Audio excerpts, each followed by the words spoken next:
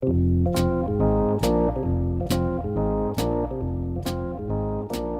the lingo for today? Well, we got some UFC action in Sydney, Australia between Dricus du Plessis and Sean Strickland, a rematch of UFC 297 where Dricus du Plessis beat Sean Strickland for the middleweight championship.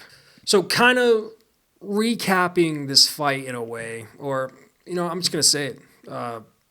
Dricus purely dominated Sean Strickland. And we'll get to Sean Strickland a little bit later in the podcast, but I want to start off with Dricus du Plessis.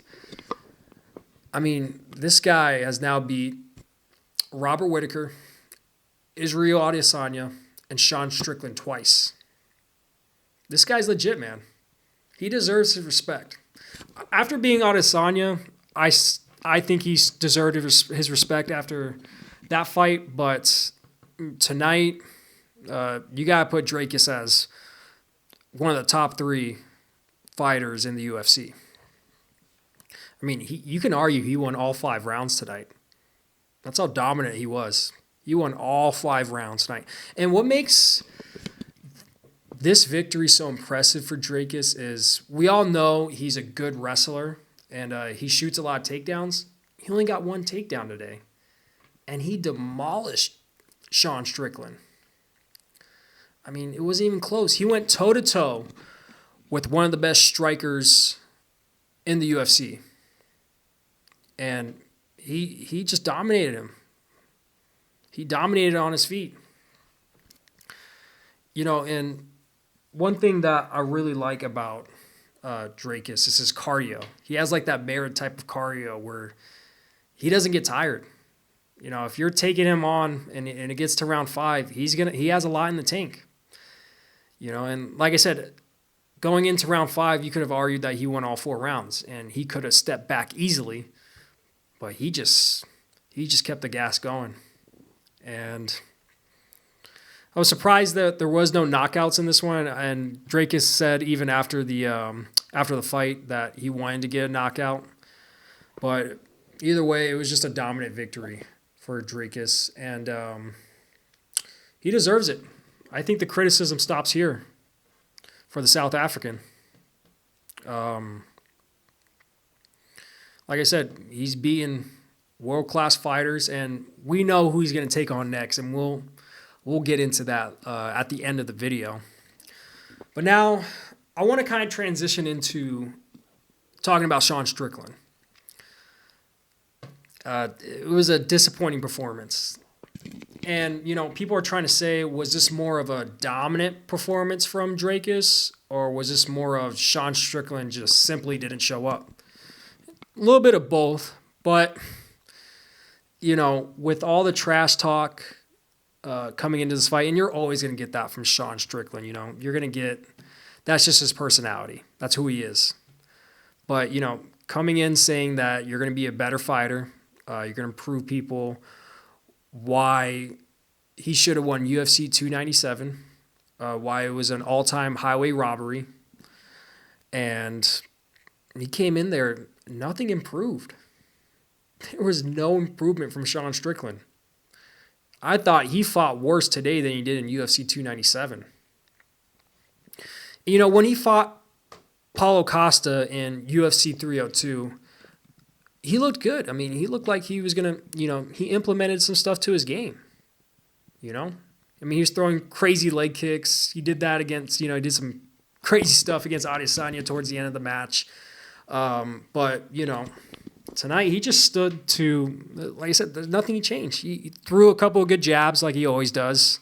He caught Dricus a couple of times, but nothing too heavy. It didn't throw Dricus off his game. So, I honestly do think this is kind of the downfall for Sean Strickland. I mean, he's not going to get... I think this is his last title fight. I don't see him, unless if he fights, 10 more times, he's not going to be competing for the middleweight belt. So, I do think this is his last title fight. And what's next for Sean Strickland? I don't know. I honestly don't know. In my opinion, I think him and Adesanya should fight again. Both are coming off disappointing losses, but yeah, it was just brutal for Strickland. Coming into this, he was hyping up like he was going to be a way better fighter. He's going to prove everyone why he should have won that fight in UFC 297, and yeah, nothing came about. Like absolutely nothing came about. But now, to kind of conclude this podcast, we're gonna talk about just gonna say it. Who Drake is gonna fight, and we all know who he's gonna fight. Him and Chimaev for the middleweight belt. That's going to be a fun one. That's going to be a real fun one. I mean, when you think of Chimaev, very good fighter, obviously. Very good wrestler. Can stay on his feet. He's a Dagestani. You know what they bring. Always good wrestling, and they're super versatile. And you get the same thing out of Drakus, man. He's a great kickboxer, good wrestler. I mean, here tonight, it looks like he improved on a lot of things. I mean, of course, he's going to keep on throwing those spinning back fists and do those, spinning kicks. That's just the type of fighter he is. But this is the best I've seen Drakus, out of the Adesanya fight, the Whitaker fight, and the Strickland fight in 297. This is probably the best overall fight I've seen out of Drakus. So, and he looks like he's continuing to improve, I mean, no one thought someone could submit Adesanya. Drake submitted Adesanya. We never seen Sean Strickland take this type of beatdown, probably ever. And he's just looking like he is a top 3 UFC fighter. There's no doubt that. I'll put him at 3. But Dana White got to make that happen. He got to make that fight happen because that's going to be a super fight, in my opinion.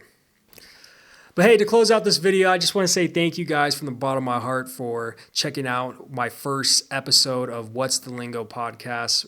Really appreciate it. Like I said, you guys are officially day ones. Means a lot to me.